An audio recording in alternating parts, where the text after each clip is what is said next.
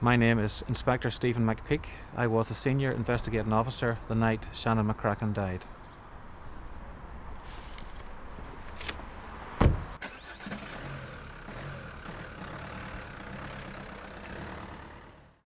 This is the car park in Ballymoney in which Shannon left on her final journey towards home.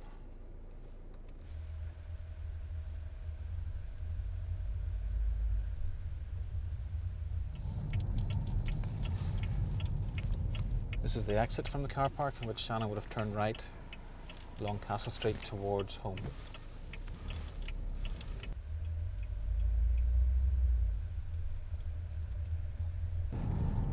This is Castle Street in Ballymoney, which eventually will lead you onto the Ban Road, which is the route that Shannon would have taken on her way home.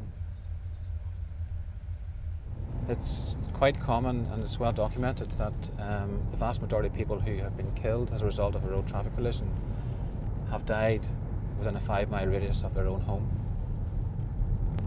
One of the possible causation factors for that would be that they're maybe over-familiar with the route home and therefore feel that they know the road better than they actually do, and that's where the mistakes creep in. This is the Ban Road in Ballymoney, the road in which Shannon would have taken to go home on the night in question.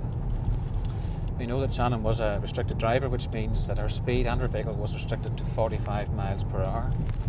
We also know that she was not exceeding the speed limit for the road, which is 60 miles per hour. And we also know that from evidence available that there was evidence of mobile phone use, and a combination of those two things, mobile phone and excess speed, was the causation factors for Shannon's collision. We're now approaching the scene as to where the collision occurred, which is approximately 2 minutes from where she left the car park in Ballymoney. This is the spot in which Shannon McCracken died as a result of a car crash. Just to my left here would have been a large beech tree in which Shannon had smashed her vehicle into. Upon my arrival shortly after midnight, the road was totally blocked with emergency services, police, fire and ambulance. Upon my arrival at the scene, I went forward to the vehicle, a black Renault Clio, in which Shannon was driving, and it was obvious from my observations that her injuries were not compatible with life. I immediately became aware that I was dealing with a fatal road traffic collision. A short time later, the parents arrived at the scene, having been told by an independent source that she had been involved in a collision. As you can imagine, they were totally inconsolable with grief at the roadside, with the backdrop of the emergency services trying desperately to free her from the wreckage, and they were desperately trying to get to see their daughter, which they couldn't. It was not a very easy scene to deal with in that regard. We were trying to do our bit at the same time to console the parents of a young girl who had just died minutes from home.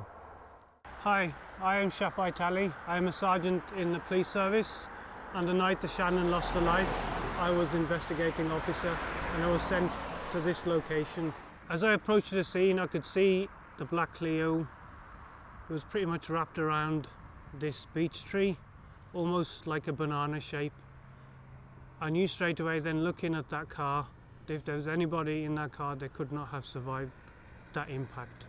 I looked into the driver's side and all I could see was the bottom half of Shannon. I then looked into the rear back seat and I could see Shannon's face. There was no life. There was blood all over her face. There was cuts.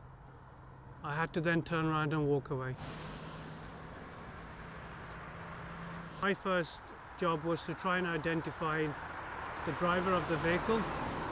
I was handed a driving license and I could see on the photograph was this beautiful young lady, and straight away I thought, that is not that woman in the car. Folks, as an investigating officer, I will be pursuing every single line of inquiry in relation to how the crash happened. I will be looking at mobile phones, I will be looking at the road, I'll be looking to see whether you're wearing a seatbelt, and also be looking into any forensic history in relation to the collisions. If you can almost imagine a split second, because that's all it takes for you to lose your life.